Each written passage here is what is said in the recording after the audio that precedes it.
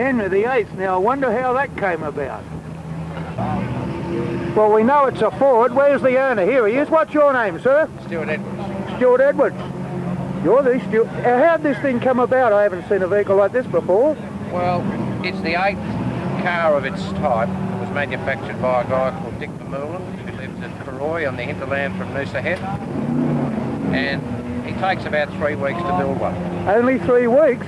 Starts off with a chassis on the ground, denuded of everything, and then this is the result. And most of them look very similar. And how many has he made? 8? This is the 8th car, and it's the last one he's going to make.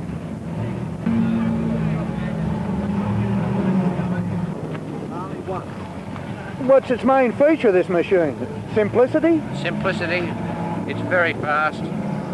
It's not fast in my hands because I'm not a fast driver, but I try very carefully to stay out of everybody's way. But historic racing's just for fun. That's why we're here. That's the object of it and the vehicles. Object of the exercise. Tell me, you said this is the last one the man's going to make. Yeah, well, Dick Vermeulen said this would be the last one that he's going to make. To race, he may make another one for regularity or just club events, but it'll be the last race car that he makes. Well, parts are going to come to an end eventually, No, aren't he's they? got a shed full of them. If I need anything, that's cool. I've got a spare engine at home. Oh, good enough for another generation. Another one. What are you? Yeah, down the straight like that, and then when I get to the corner I play motorbikes and sit up. This is in the Green Milan House. How do you stop it so well? I stop it so well. Oh, right, Joe. Thanks, John. This time that I started racing, which was about 10 years ago, and every time I put it on I remind myself who I am and why I'm here. You're on. That was a 3-bearing shaft, was it? Yeah, but it was an Austin Big 7, it wasn't a 7.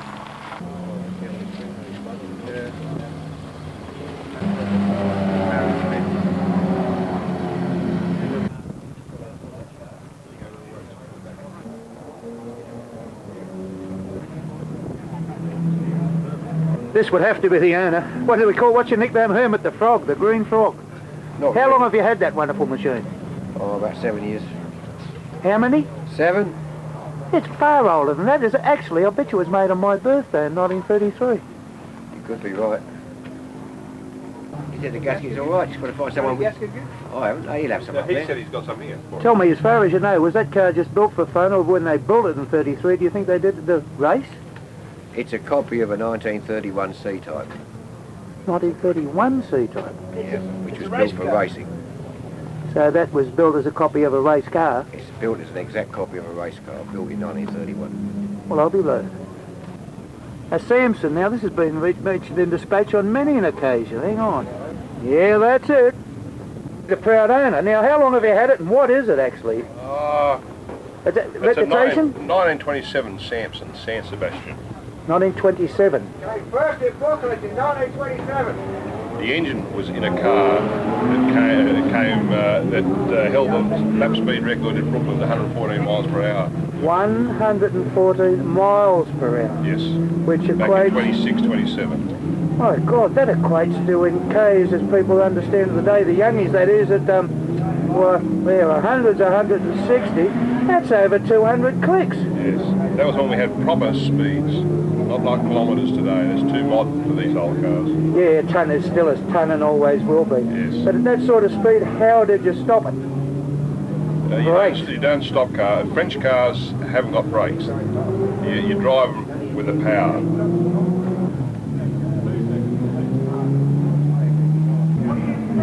Shock absorbers and brakes or part thereof. Ha! The electrical system. That has got electrical system. It runs off two magnetos. It has 2 spark plugs for each cylinder. And in the braking department, it's a French car. Yeah, they don't worry about brakes in the early days. It was just cable operated. So they didn't worry about stopping. No. Excess of 200 k's, and it takes 3/4 of a mile to stop it, wouldn't it? Yeah, probably would do. Oh, more. And it only develops 2-pound oil pressure too. And what's that looks, yeah, it looks like an umbrella handle. What is it? That's actually a pump which pumps pressure into the fuel tank to blow the fuel through to the engine. It works on air pressure. There is no mechanics to it. No, that's correct. How convenient, if you think about it. And if you pump it up, how long would it run for without another pump? If a half a tank of fuel, the sloshing of the fuel will create pressure, so you don't have to pump it. But other times you've got to pump it probably once every lap. Oh, thank you. On to another one.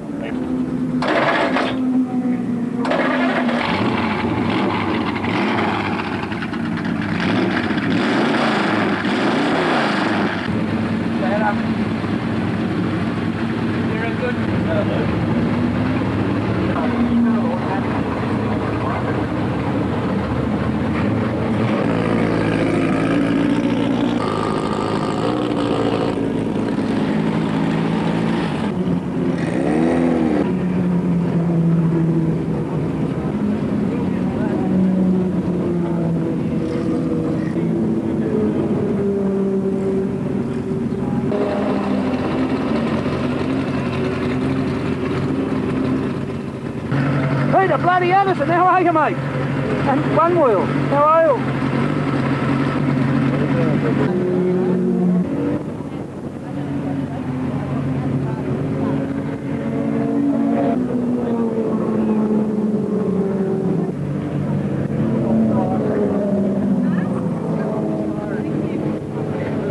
Tremendous, guys. Richard cut himself. Good luck. Thank you. 72, Grappling Dolphin, has to be Dickie Lewis. And it is. Good evening. How are you? That's him, Trev Longmore. That's me. See you on the track. Thank you. No name on the car, but you must have an identity. Jim McConnell. Hey, Jim McConnell. Hey, N-D-R-E-W-V-I-C-K. Andrew Vickery. How are you, Andrew? Not too bad. How are you, Dick? And how long have you had the open wheeler? This is my second race meeting. Where was the first one? Eastern Creek. And this is number 2. Where's Dad? He's behind there somewhere. Is he? I'll look him up. Good luck on the track. Thanks, Dick. And Ross. G'day, Rossi. How are you? Have a good day. Thanks very much. Looks like an aircraft carrier from here. Now this guy's nickname would have to be Lightning, but what is it? What's the man's name?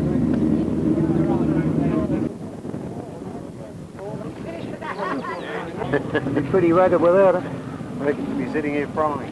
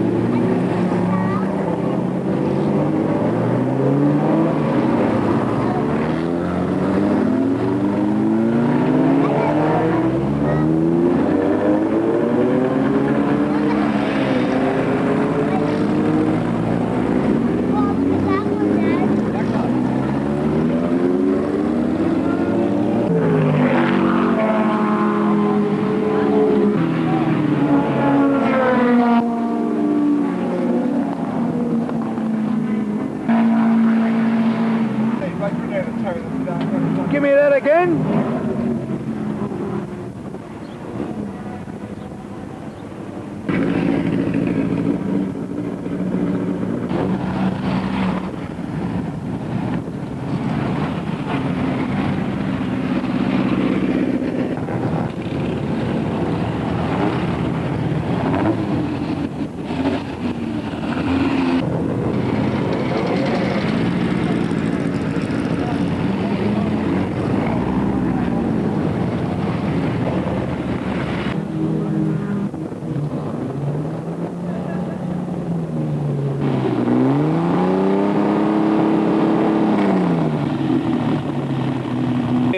will tour the paddock over the weekend and bring scrutineering to you.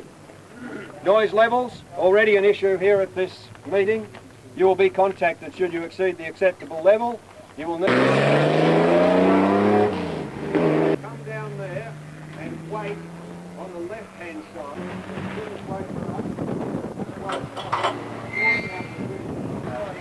What's better? For the pole sitter there, we'll have instructions. Start for those in the racing events for the script, and then for tomorrow afternoon, the race results tomorrow morning. I think we have overwhelming support for the proposition. Thank you all. And with consideration and safety, do not hit any other vehicles. Ripple strips and rubbish onto the track will be on you. We drive some of the most dangerous cars on the track.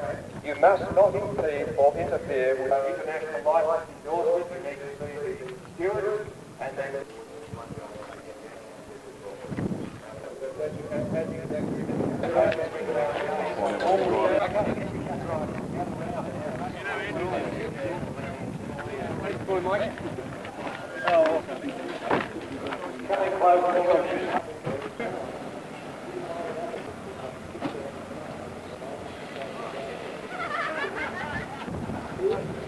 Started the year with Motorsport. There was a 20. We'll figure you're probably foxing. An exception. So what we're looking for is some organisation when you come onto the dummy grid, know where you've got to be.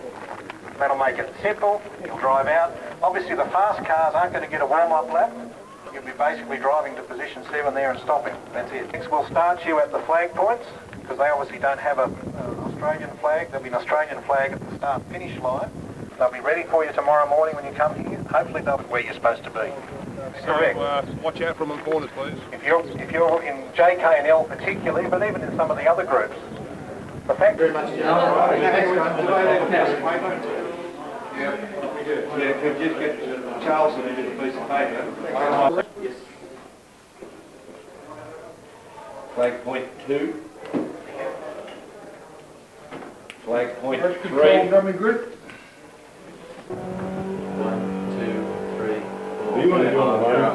You're on. Historic Sports and Racing Car Association. Welcome to another all-historic race meeting here at Wakefield Park. And while things are relatively quiet out on the circuit, we'll start off with our usual big thank you to all of our officials, be they out on the track at the flag points, down in scrutineering, in administration, the crash rescue and fire team. Thank you very much for supporting us this weekend. Volunteers, much appreciated. And Peter and Jan Moore here today. They've come back for a brief holiday from New York. So to Peter and Jan, from all of your friends in HSRCA, a big hello, welcome, and we look forward to catching up with you at various points during the day. And I notice... It's looking good here, isn't it? Absolutely terrific.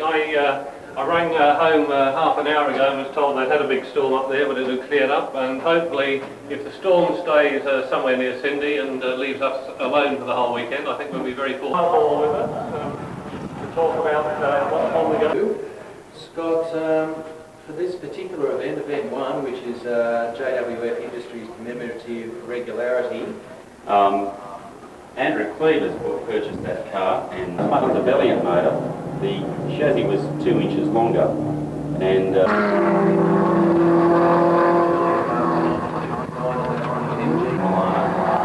they moved it through Mark 1, which is the shorter wheelbase. He was involved a little bit more in the design and the body on says that they did make about 30 Milanos. Now righto gentlemen, take your pick. 35 to my right and 34 to my left. Well, they still roll up within the people definition and logbooks to race, but they are probably eligible to run regularity.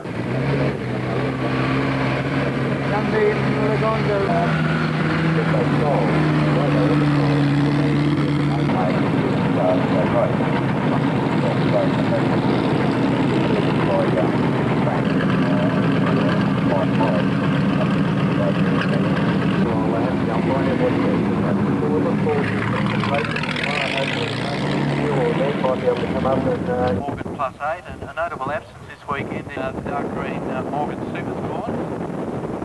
The Morgans seem to be extraordinarily even in performance, don't they? I think they like keeping together. Yeah, must get together, don't they? They must get lonely out there on their own, so they like to get around together. Then Jeff Pike, followed by Rick Marks in the Sunbeam Tiger, Matt Lee's Alpha, Rangott in the TR6, and I think they're the two events in the MGB. Rick next in the MGB, followed by car 31, which is moving in the Alfa Romeo. We have the Fiat 112 is that very large field of cars. The organiser, of course, had to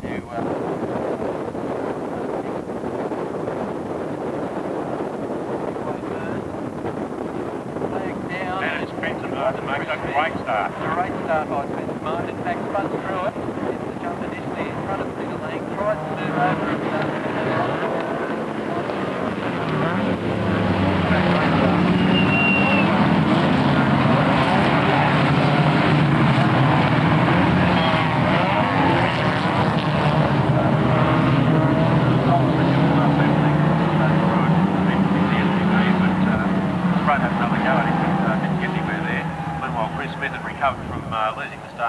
Martin was pushing very hard as they come down the hill through the first right-hand turn. Nigel Brooks is another mover at the back, further back in the field, moving around past managing to approach a couple of the other MGBs, especially like Jeff Morse has dropped a little, and Lloyd Hughes in the Carrera RSV.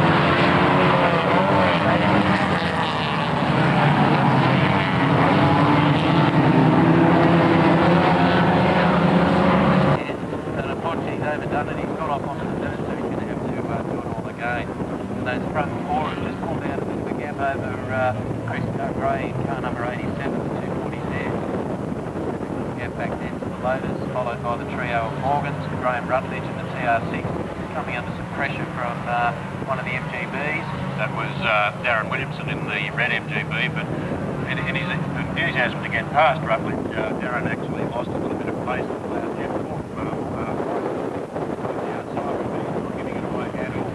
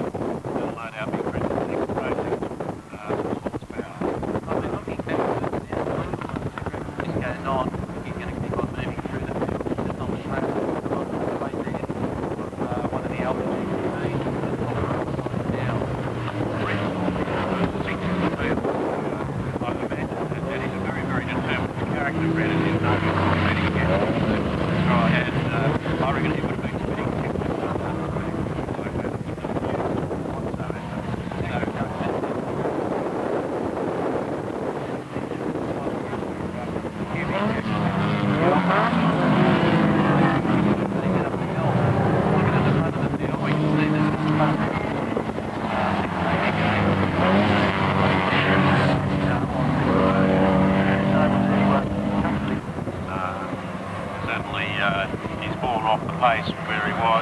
He's going to hold for a second, the second flag out. Spruitt third and Peterlag fourth in the 280Z. Oh, I don't think there's any doubt about that. I'd put a gap back here to Chris Gray coming through in fifth position, followed by Byrne in the Lotus. Next to Dennis Elborn, and then we have the next to the Morgans, which is Auction, followed by Noel Bryan in Morgan Supersport. Next to him, followed by Rutledge in the TR6. Peter Goodwin just managed to hold out Bradford Menace. Luke Home came over the line. And Newby in the upper GT, followed by Back. White Bird by FGB. And I'm not sure who's running the second of those white bees. I can't see the number on that one. There's Jake Jones behind Bob Bolton. Steve is definitely in the last race meeting.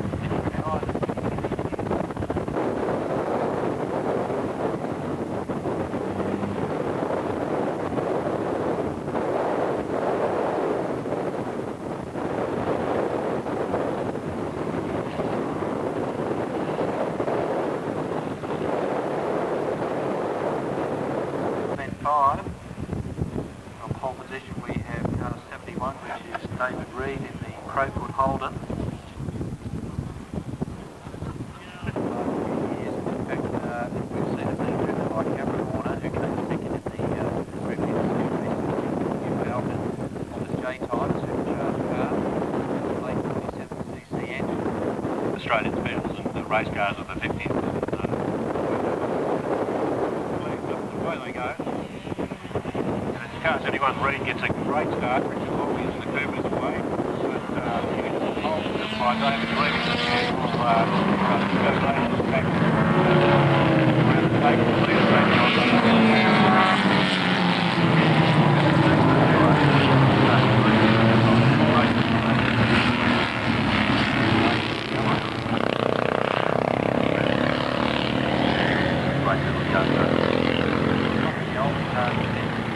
Running in the back, which is 10 metres in car 27, it's a 1927 Samson. The car running in the back of the field at this stage. Pretty good lead for car 9 at this stage, so David Glean doing a good job out front. Great driver is the Gurgler. In fact, it was very fortunate there not to take a number of level out. The red car, I can't catch the number now because its tail is straight to us. Were involved on the just on the exit of the Gurgler, and as it flicked back, I thought we were going to it was going to be tears before bedtime, but everything's away safely. And the pace car is the medic track car is still out on the circuit.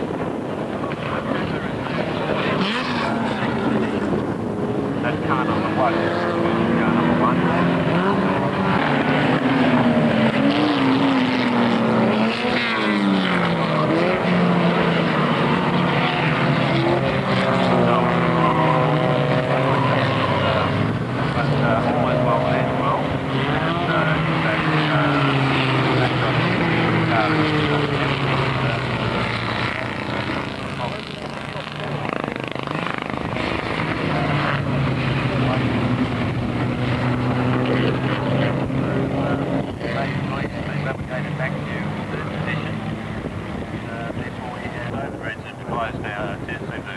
Either miss a gear or stop uncharacteristically quickly, and all the new camera on car number 1, I'm not sure what it's supposed to be like that. I think it's coming into the infield there.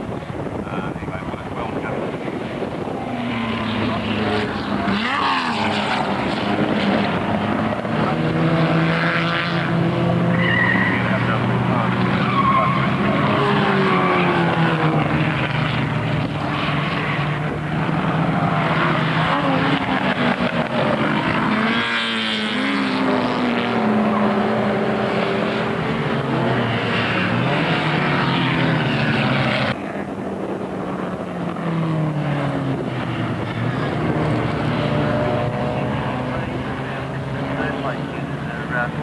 Close together as they just come through the gurgler.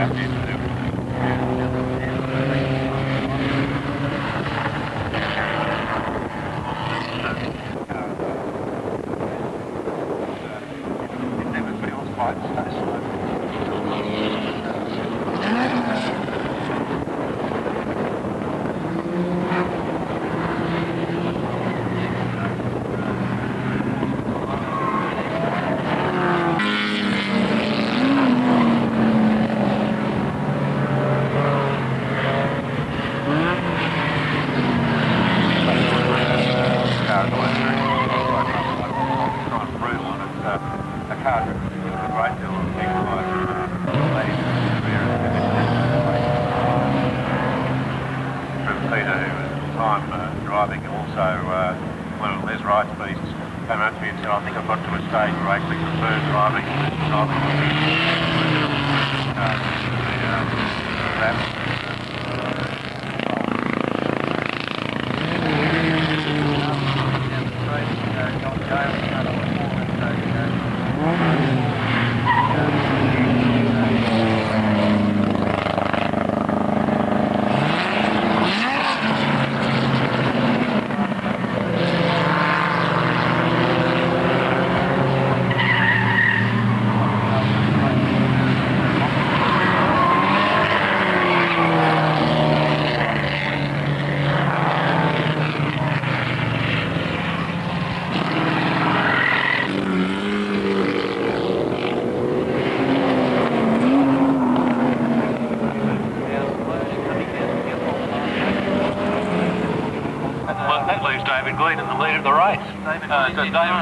David Reed's spun it in front by a country mile. I think John Scott looks like he's going to be second.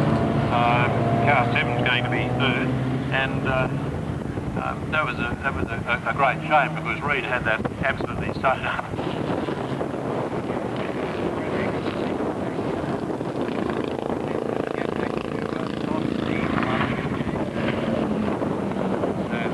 Wave the second flag is David Lee, but he was indeed in front of they helped it out with the flag, but he's now waving certainly in front of Scott and Lee. Like a big deal.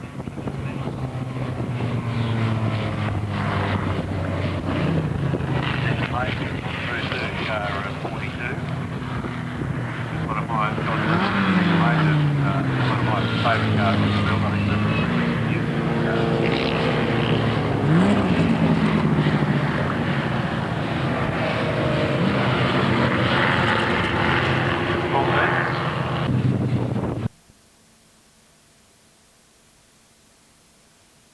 Luckily, I was in the right place. Charles is taking to do it. Because he wanted to change it. Well, he went a bit fast it off. Yes. You stay on the tummies, I suppose. That's right.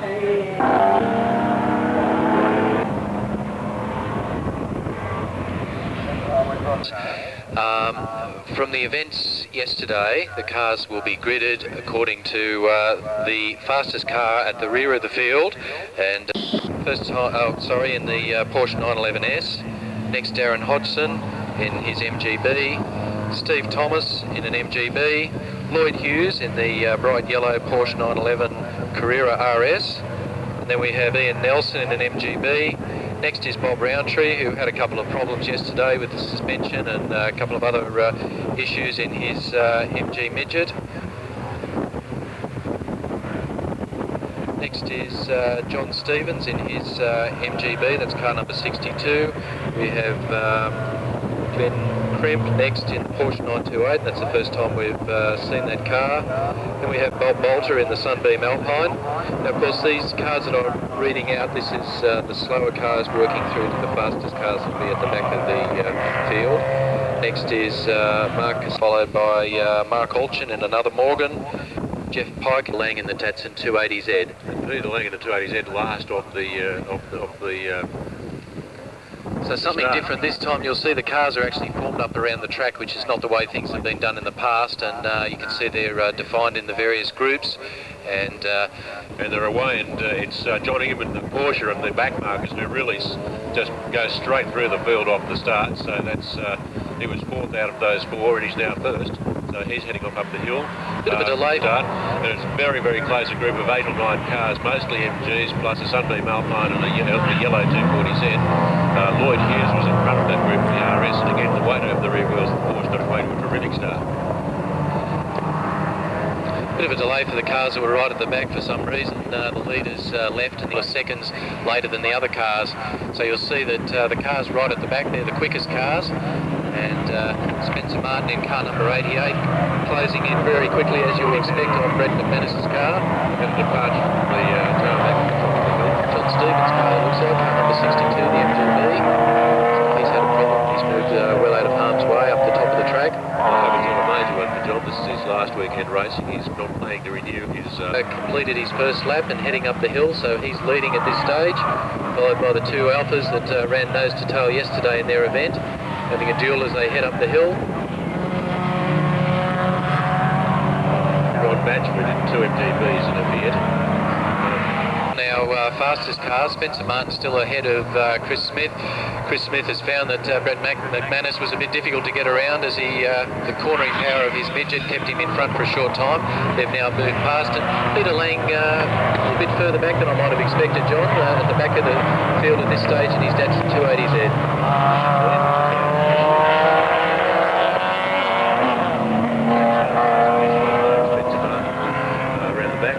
Spence seems to have the run going up the hill, but Spencer's means Martin goes down past Dennis Orwell with Chris Smith in very close company.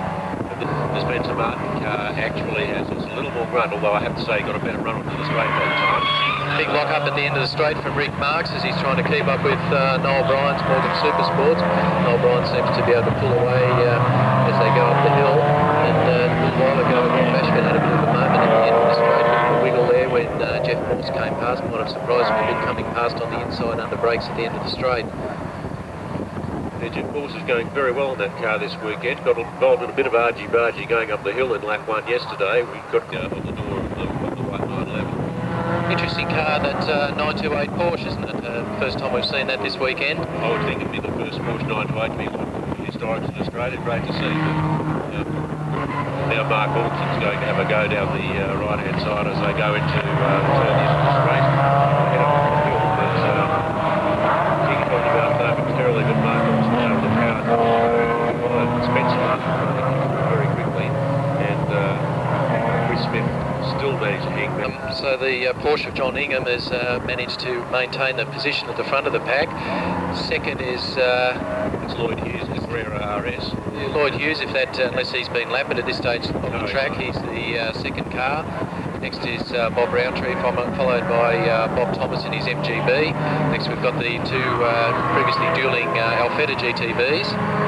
First of the Datsun 240Zs. In fact, one of the Alphas has just gone off into the dirt on the other side of the track. Well, that duel certainly being said is interesting. It's going to be most of the lap but the question is whether it will work. And there's 2 or 3 spots I think where Roundtree will go to take coming around the inside of him now. Come down the inside of him.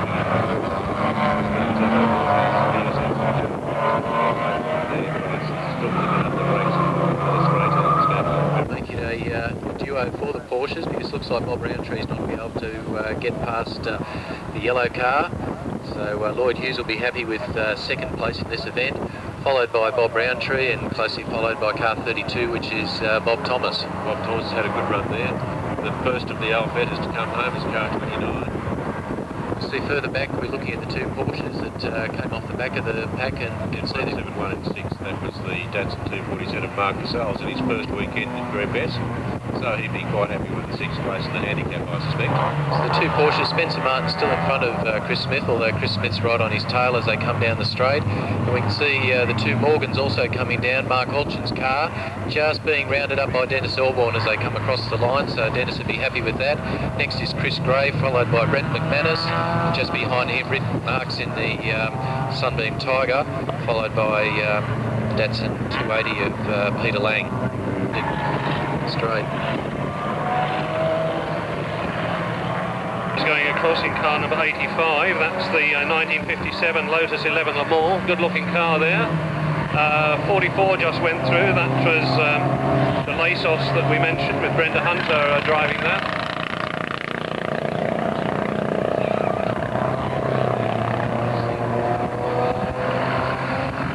Yeah, there's actually an allowance lap for some of the slower cars.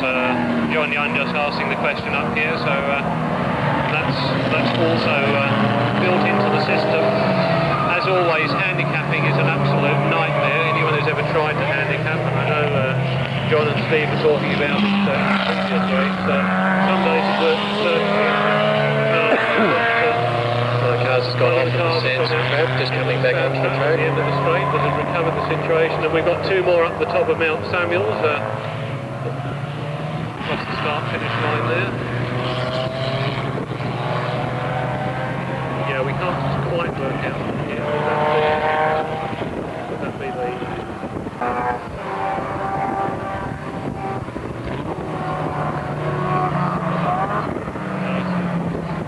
Relative situation though, isn't it? You know, with the characteristics of those cars, they're driving them as fast as they need to. It's great to see them out there on the track. His best bet is a 134.6. Stuart Edwards fast 204, 207, 211. The house is way rent and a piece of wind up there. They had a whale of a time.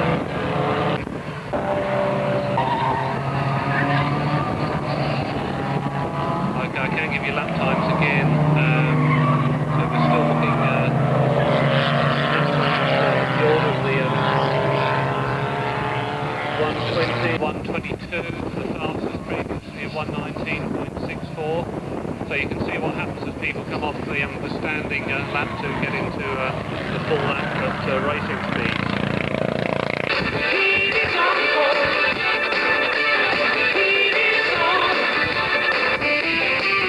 Between coming into the gurgler, there's a bit of action there.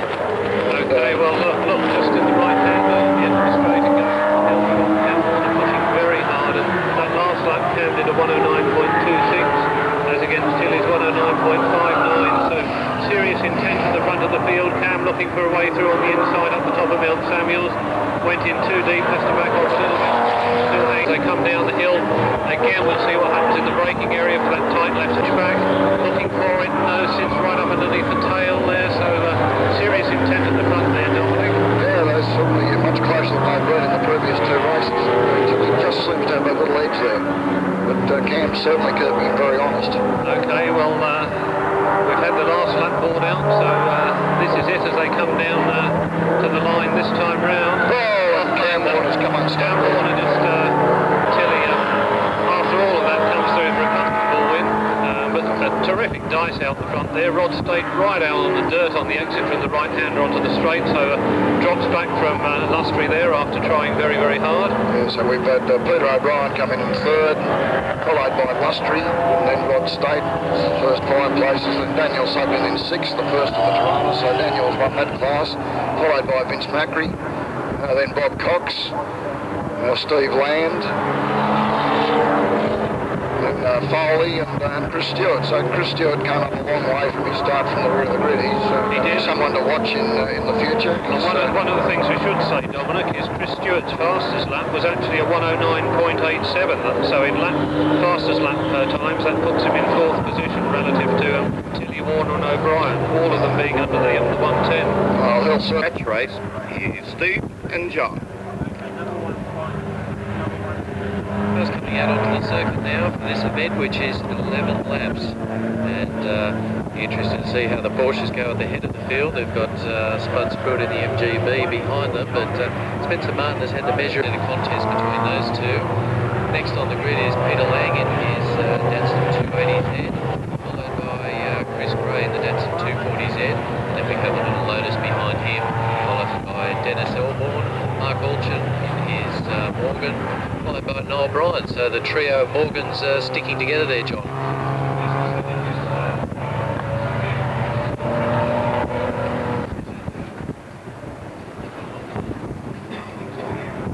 It's back there, and Jeff Morse in car 3, which is another MGB. But again, and he manages to take the lead from Chris Smith in the orange car. Spud Spruitt.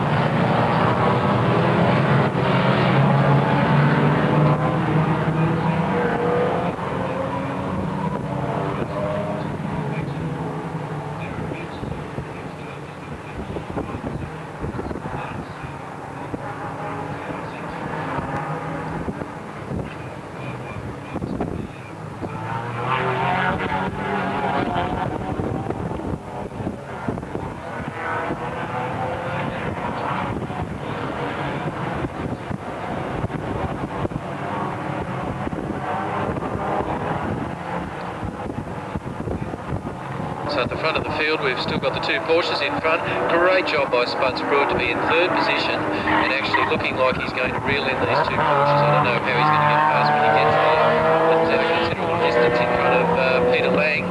Dennis Elborn's run off at the end of the straight and is heading for the sand trap. Let's hope he manages to keep it off the wall, which he does. Now turning that car around, so I imagine we'll have some yellow flags being waved out at that point. But Spencer Martin's still in front. Unfortunately, Spud Spruitt has it's all come undone for him.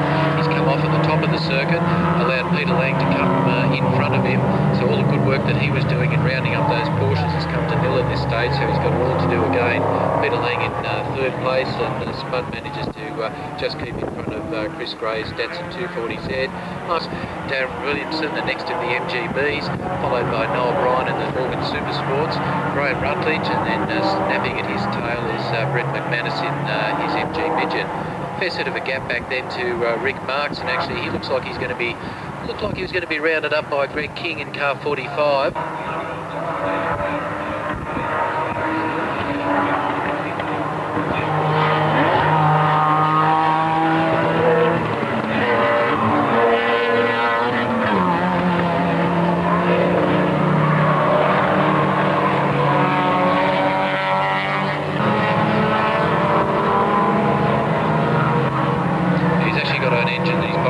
Roundtree in the car at the moment, so I guess that would account for some of the performance, but substantial difference in that car compared to the Sunbeam Alpine that he drove before. So at the head of the field, Chris Smith is giving Spencer Martin a bit of hurry up through some of the corners, but it would seem that Spencer Martin has his measure at this stage, and we can see that Spruitt, after undoing the good work that he did at the start, is now reeling in Peter Lang in the Datsun 280. Fair set of gap back then to Chris Gray in the Datsun 240Z, and we still have Mark Alchin next, followed by the Little Lotus, and Darren Williamson still doing a good job in his MGB. Noel Bryan, Brett McManus and Graham Rutledge. The Sunbeam Tiger of Rick Marks is next, with Greg King still behind him.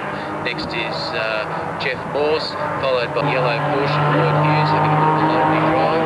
Ron Bashford just coming under pressure. Tree.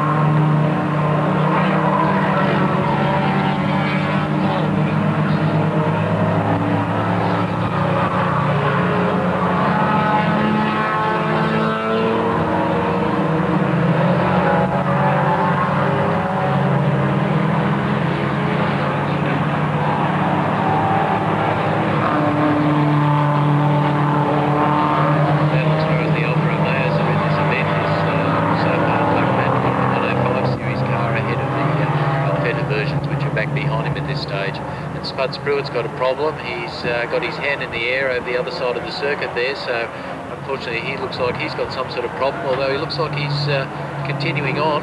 Chris Gray's gone past him to take fourth position. Yeah, I think Spruitt's coming into the pit, so great shame for him. So Mark Alchin comes up and moves up another position there, although Spruitt's still continuing, not coming. So big bunch of cars there. Lotus car number 60 in there again. Darren Williamson coming under pressure now from Noel Bryan. Takes a fairly defensive line through the corner there, but I'm pretty sure Noel will try and stick it up the inside. Managed to do so. Darren's got a very well hit job.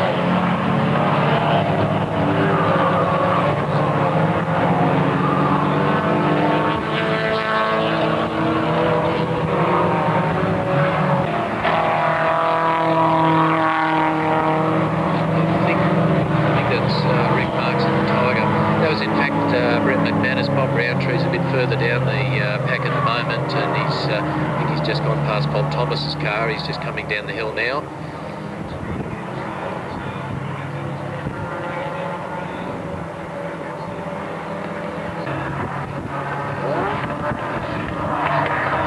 With the two of them, and the MGB's got more grunt in a straight line.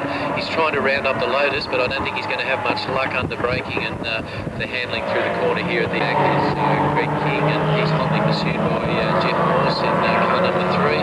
Jeff Pike having a little bit of a lonely drive back behind them. And then we can see Doug Madley just behind there in the first of the Alfa Romeos.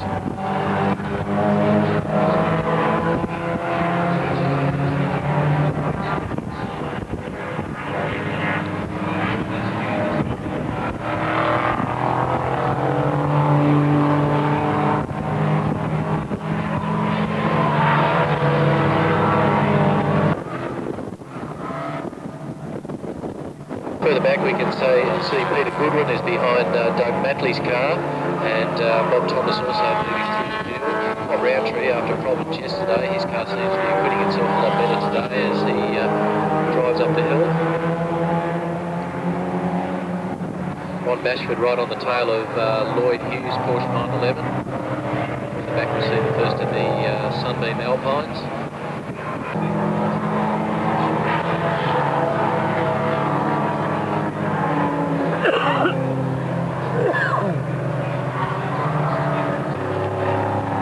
On the wrong side though for this corner, and of course the handling and braking capacity of the although having said that, Darren's driven around the outside and he's going to try and out-drag them. Meanwhile,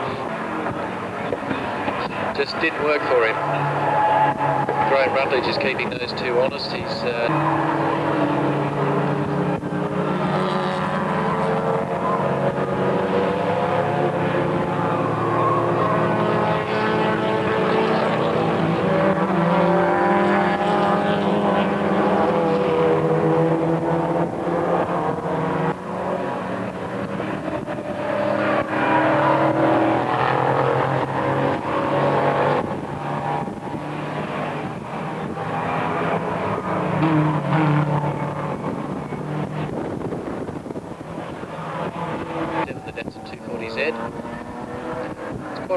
this 11 laps for these cars, and the pace is quite fast. Just looking at the lap times here, we've got Spencer Martin a 1:12.61.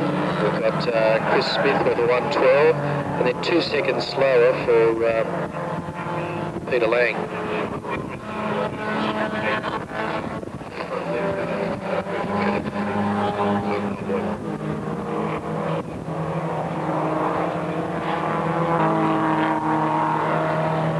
Unhealthy looking smoke. Martin doing a good job out in front. Chris Smith's thrown everything at him, but so far hasn't been able to.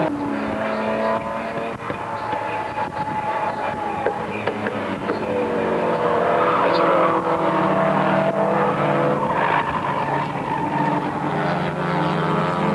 So the other Porsches running together. John Ingham from Victoria and Roy just coming up the hill at this stage. Dennis Elborn still circulating in the Morgan Plus 8.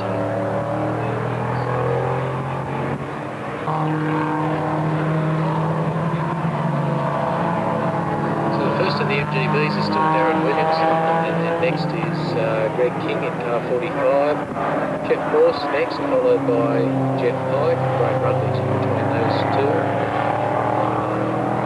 Matley, the first of the Alpha GTBs, just behind him is Bob Roundtree, and Bob Thomas next in car 32, the MGB.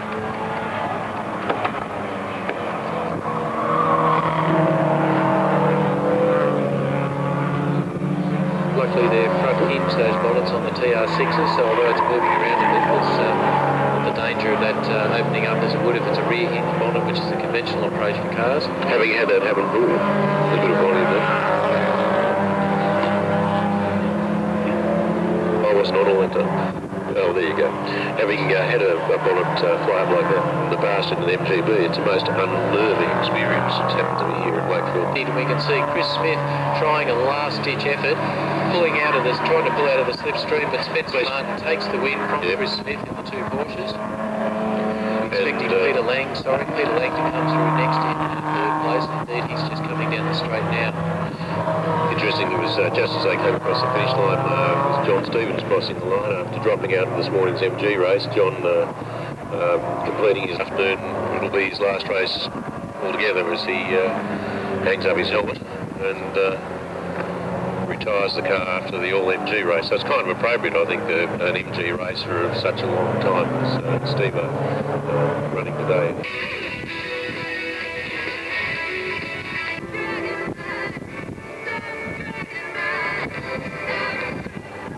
Okay, welcome back for the next event on the program, which is event 28. The Group J, K and L Sports and Racing Cars, 11 laps, feature scratch race. And Steve, is it you, Steve and John? Or just Steve? We'll see how we go with this one, but okay. The next event on the program after this one is the M&O Racing Event 29, and yesterday in the M&O Racing event, Murray Bryden driving the MRC 22 Formula Junior. Murray Bryden amassed sufficient points in his car to win the Formula Junior Leo. Glenn in the Anderson Holden after his race win yesterday, and John Scott in the Milano, MG Milano in second. Got a gap, the next person who should be there, don't know who that is, and then next we've got Paul Armstrong in the 1951 Cooper Mark V Climax. And somebody hasn't been paying attention to the instruction. Fairly even start by both cars off the front of the grid. Well, a great start by the latest 11 replica though by Vaughan there, whipping out around the outside past Greg Neal in the women's feet. Cam on the SoCal, whipping the outside, being left with the outside line, so doesn't worry at all. And manages to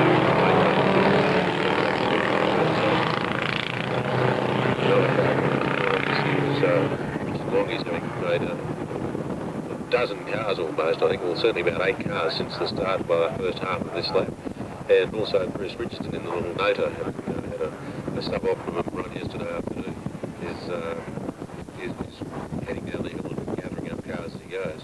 David Gleen's got a fairly good gap for this early stage of the event over Scott on the MG Milano.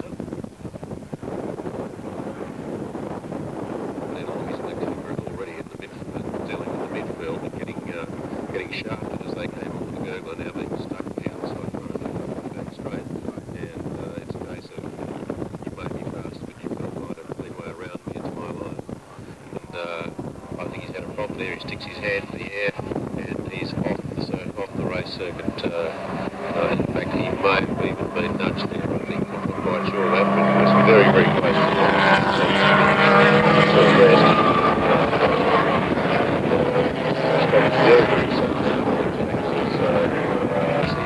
problems earlier today, and they've got it going for this event, but perhaps whatever it is has reared its head again, and looks like it for today. Well, he certainly had a fantastic first half of the lap, but suddenly it was... The lap times are doing, I think David Gleen would probably be doing about somewhere between 11 or 13, 1 minute 11, 1 minute 13 seconds. Actually, I was surprised to see Dave in front of Dave Reed. It's Dave's usually fairly dominant in this group. It's nice to see the Anderson out, to be quite frank. And the last car in the field, Stern Pedersen in the Samson. Stern has been driving these little Samsons for as long as I can remember. Certainly enjoys his motorsport. Well, I always used to watch him going up Pitchy Pave at Amaroo, and he used to think at some stages you could see him wheeling the car on, actually, trying almost as if he got a horsewhip to beat it on up the hill. But again, enjoying every minute of it. Yes, I think one of Graham Howard's comments that I always remember here is as he goes up the hill, he defies gravity. The first car across the line and all of the accolades there, but if you look at the performance of competitors in the different classes down through the field that we see in all of the groups in historics, there's really some great dicing, and people who are class winners are every bit as worthy as the person who gets across the line first. Well,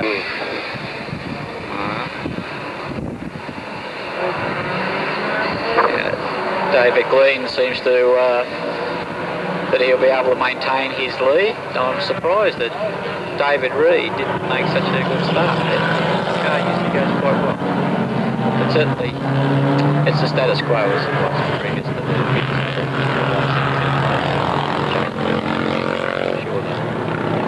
Paul Armstrong, his little Cooper, they're making a serious challenge.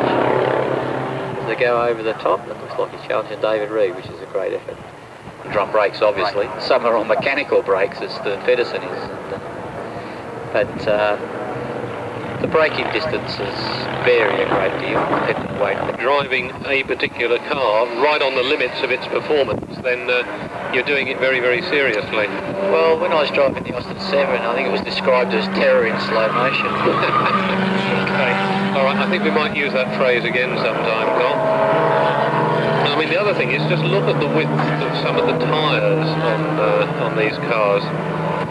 Yes, they have very narrow wheelbase and very skinny tyres, or virtually motorcycle size, most of them. So all sorts of weird and wonderful things in terms of centre of gravity and stability, and some real challenges. Yeah, most of them have really high centre of gravity.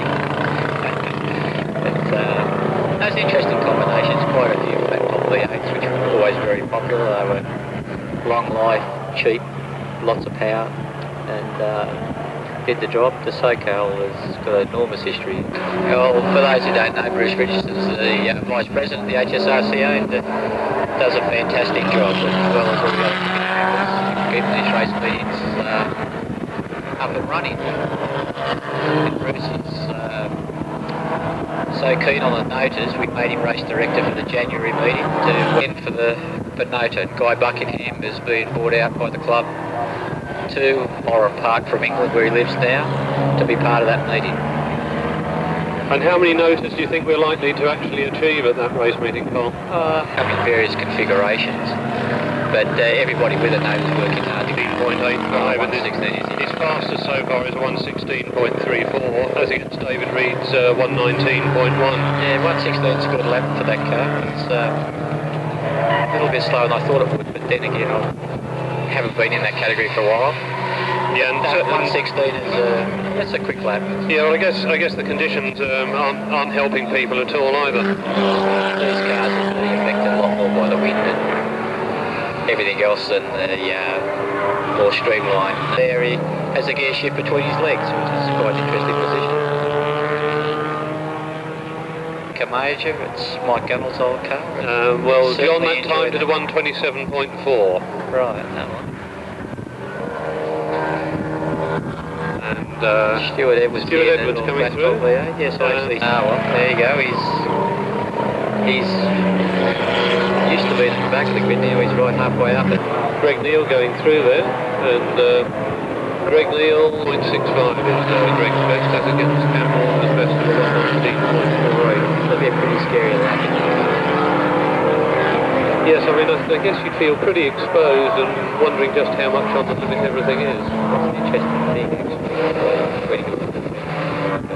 Overall, I tried driving the old Group K car. It felt like I was driving the shopping trolley. Trying to hold Neil out, so both trying hard there, and I mean, just look how exposed Greg Neal is in that car. That's car number 7, the second. Okay, we've got one car has pulled in and just coming down pit lane at the moment. That looks like the Ultra Special. It used to be David Reed's, is that right? Yeah. Which is another V8. Good big car. Okay, well, David Reed's a 114.32, but David Glean is... That's more like the lap I'd expect them to be doing.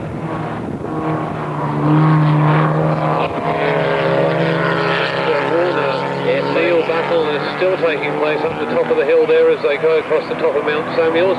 Greg Neal challenging Cam Warner very hard there. That seems to be the battle of the race, doesn't it? I guess the big thing now, maybe if you just talk us down into the braking area here, Cole, and through the gurgler. Well, I'm a bit lost at where that brake because I've driven one of these cars, but certainly I imagine that they'd be jumping on the anchors well before the 80 metre mark there. And Bruce Richardson still going in the Nota mix. Paul Armstrong is there. Paul certainly enjoys the little Cooper. Okay. They're chasing the Paul Hunter in the pieces of 8, named because it was built out of piles pieces, I guess. I haven't quite worked out why the SoCal's called the SoCal. It's obviously well, it's still something that I've lost in history. Well, Cam's still holding Greg out, but Greg's determined to make it a serious battle there, isn't he? Absolutely. And about close up on Stuart Edwards.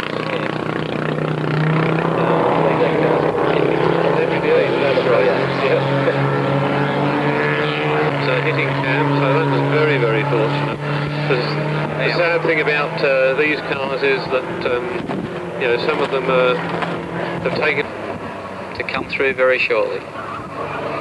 Okay, well we're now seeing lap times for David Reed in the 114. David Reed has taken the lead on Glump. David Glean, who's not about to give up. And obviously the with Holden just coming on late in the race. Yes, he must. About to lay his authority on the race. He must have been pacing himself with his lap times, because it's only from lap 5 onwards that he really good for David Reed and David Glean. And then also obviously for... Third place would be the Plymouth, I would imagine. Yep. Greg about to come on this race. Followed by the Noda Mix. Yep, so Bruce Richardson. Fourth place, the car that created the red flag in the first place. And then Little Grass is the best place to be. Now, is that the latest, or is... Pretty sensible move actually to do that. Yep, pump well out of the way. There we go. Yeah. Oh, we're into tin tops. Okay, well we've got Dominic up here to help. So back on Mr. Craig Smith and the Cheetah. On the third row, Ross Hodson, evergreen competitor in historic racing. Decently quick in MGTC. But Dana Brana, flags rising. See who's quickest away this time, and the flag's down. Both the front row get a good start, but Richard Carter still by far the best, and he takes the lead through the kink in the straight for the first time. Closely followed by Aaron Lewis, who tries the inside running. Craig Smith's tucked up the right and the rear winger. Just inside of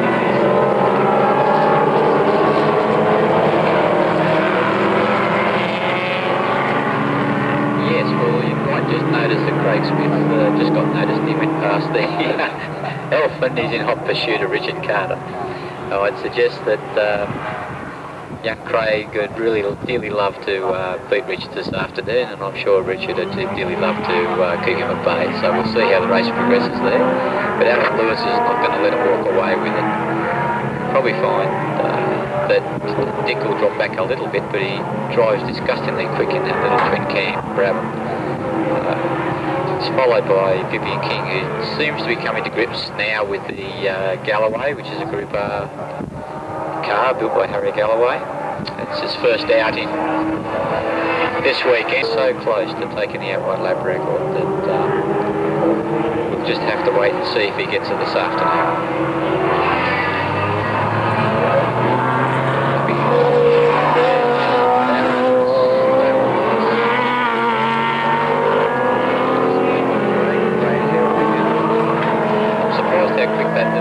Cheetah goes up the hill there. I would have thought that the Alpha with its 5 litres could really grunt it up into that corner there, but no. The Cheetah keeps it at bay.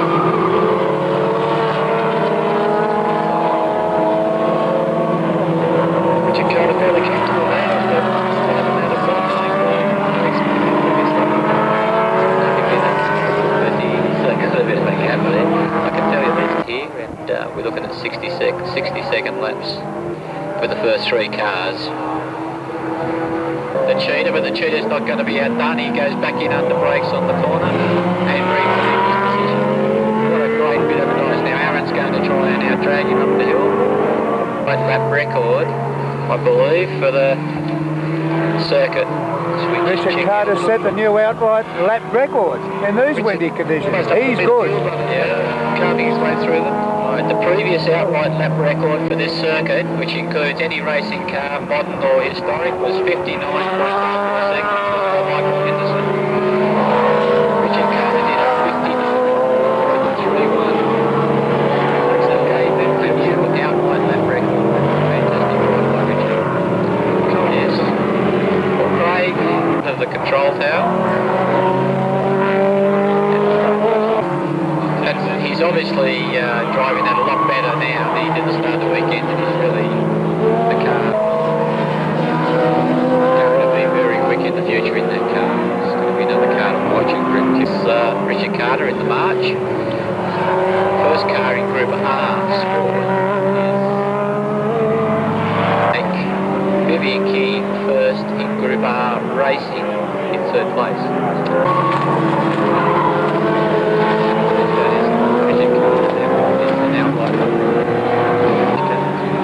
Jack Lewis pulls in the graduate, which is a pity. Yeah,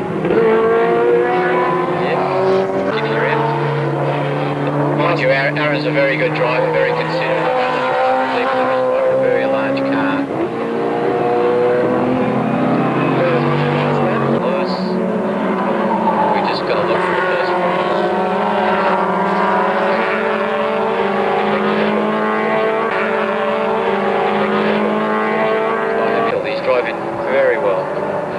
is Richard Carter for a well-deserved victory. So Philip Wright, first Formula Ford. First Group R sports car, Aaron Lewis.